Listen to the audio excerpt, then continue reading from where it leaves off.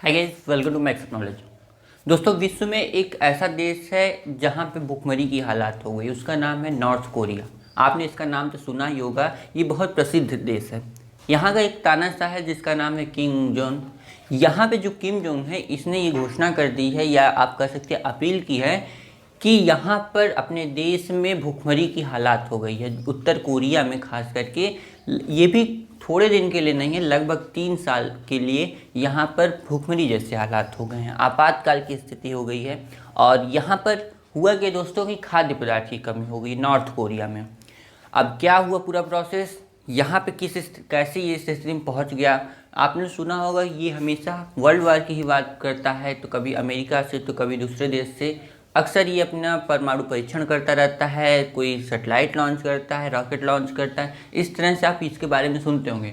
लेकिन अब ये इस स्थिति में पहुंच गया है कि इसके खाद्य पदार्थों की कमी हो गई है। अब कैसे खाद्य पदार्थों की कमी हुई है, चलिए जानते हैं। दोस्तों, हुआ क्या कि 2020 में इसकी एक सीमा लगती है चाइना से।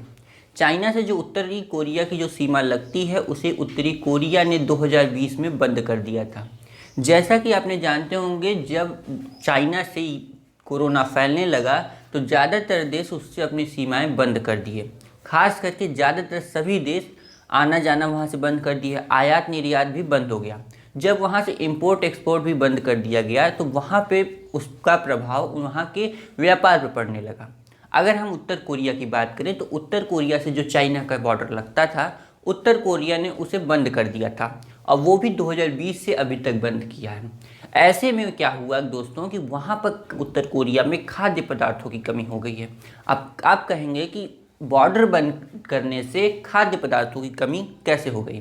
दोस्तों, होता क्या है, जब भी कोई देश में अगर इस सब की बात की जाती है तो ये देखा जाएगा कि वो देश पूरी तरह से अपने ऊपर निर्भर नहीं होता है। कहीं ना कहीं से वो दूसरों देशों पर भी निर्भर होता है। या हम बात करें किसी खाद्य पदार्थ की या किसी इंडस्ट्रियल एरिया की अगर बात करें फील्ड में, तो वो किसी न किसी तरह से दूसरे देश पर भी निर्भर रहता है। खास करके अगर भारत की बात करें तो ये भी किसी दूसरे देश पर निर्भर रहता है।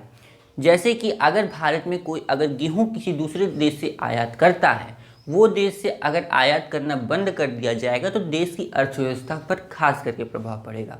ठीक उसी तरह उत्तरी कोरिया में क्या हुआ कि जब चाइना से आयात बंद कर दिया गया, तब वहाँ पे खाद्य पदार्थों की कमी हो गई है। ये सब कोरोना के कारण ऐसा किया गया था।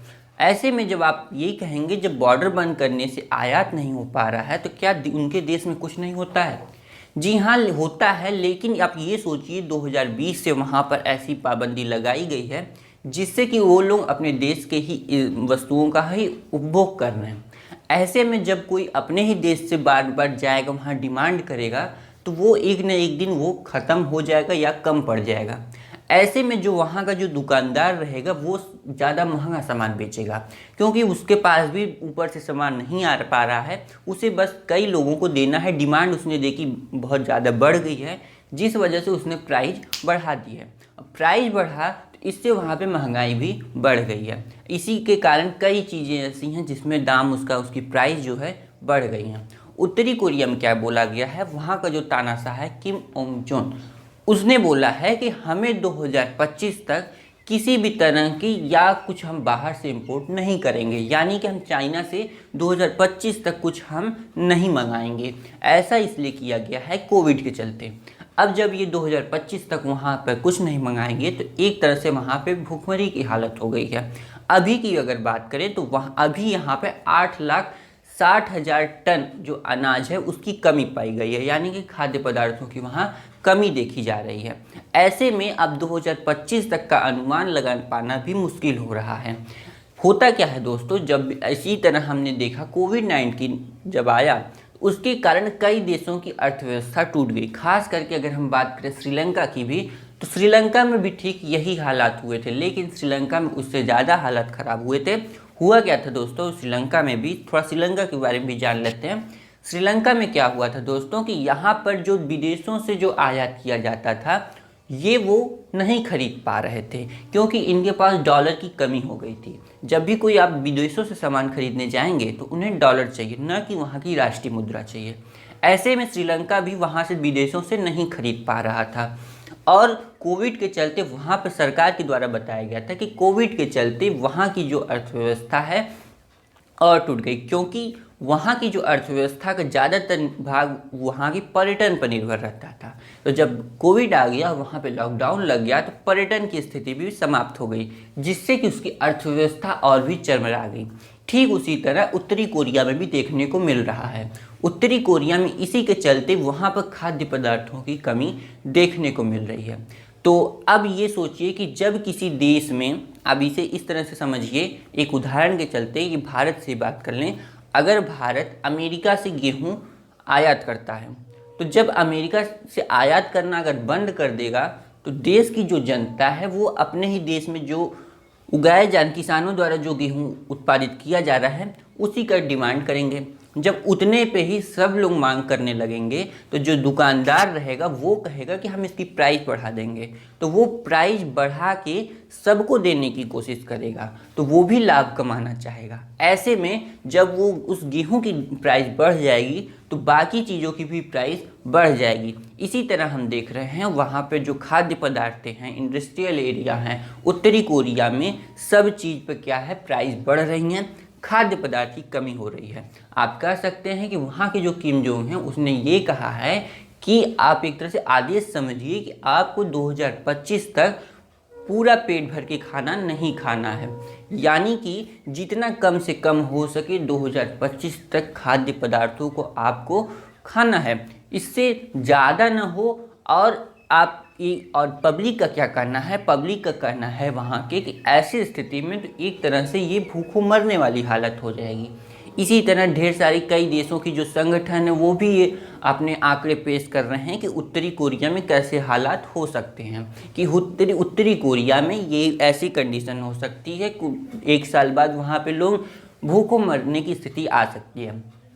एक संगठन ने बताया है कि जिस प्रकार 1990 में एक बार हालात ऐसे हुए थे उत्तरी कोरिया में कि कई हजार लोग भूख के कारण मर गए थे, ठीक वही कारण अब यहाँ भी वही रीज़न तो नहीं कह सकते, वही स्थिति यहाँ पर भी देखने को मिल रही है।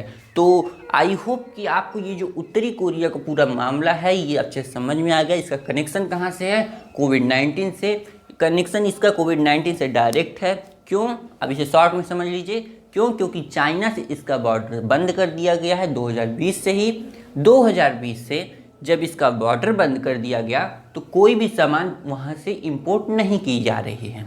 जब वहाँ से विदेश से सामान नहीं आ पा रहा है तो अपने ही देश से सब चीज़ लिया जा रहा है। जब अपने ही देश से सब लिया जा रहा है तो वहाँ पर डिमांड बढ़ गई, सप्लाई नहीं बढ़ पाई। जैसा कि हमने पहले भी कई बार देखा है इकोनॉमिक्स की वीडियो में और भी कई वीडियो में, तो उसमें हमने ये देखा है कि जब भी किसी चीज़ की डिमांड बढ़ जाती है और सप्लाई नहीं हो पाती है तो इस स्थिति में जो प्राइस रहती है वो बढ़ जाती है। तो आई होप कि आपको ये अच्छे समझ में आया होगा। लास्ट में मैं बस इतना ही कहूँगा, कोई भी देश चाहे जितना बड़ा भी उस देश का विज्ञान आगे बढ़ जाए, कितना भी मानव विकास कर ले, कितना भी वो सैटेलाइट लॉन्च कर ले, चाहे वो अंतरिक्ष में पहुंच जाए, लेकिन प्रकृति के आगे वो टिक नहीं सकता। जैसा कि आप 2-3 साल से अभी ये देख रहे हैं कोविड-19 की वजह से। इसके पहले तो आप उत्तरी कोरिया को बहुत सुने होंगे कि मैं बहुत ताकतवर हूँ, मैं सुपर पावर हूँ, मैं सुपर पावर से भी लड़ाई करने जा रहा हूँ, अब मैं विश्व का सुपर पावर बनना चाहता हूँ। ये सब स्थिति सुनने में आती है, लेकिन प्रकृति के आगे किसी की नहीं चलती। तो आई होप कि आपको ये टॉपिक अच्छे से समझ में आई होगी कि उत्तरी कोरिया की क्या हालात है, आगे क्या होगा, इस पे आपका क्या अनुमान है, इसे कमेंट बॉक्स पे ज़रूर बताइएगा। इसके पहले कि मैं आप सेशन को यहीं बंद करूं, आपसे एक रिक्वेस्ट है कि अगर वीडियो अच्छी लगे तो प्लीज़ लाइक कीजिएगा, और चैनल पर नए हैं तो प्लीज़ सब्सक्राइब कीजिएगा। तब तक के लिए Jai Hind, bye bye, thank you.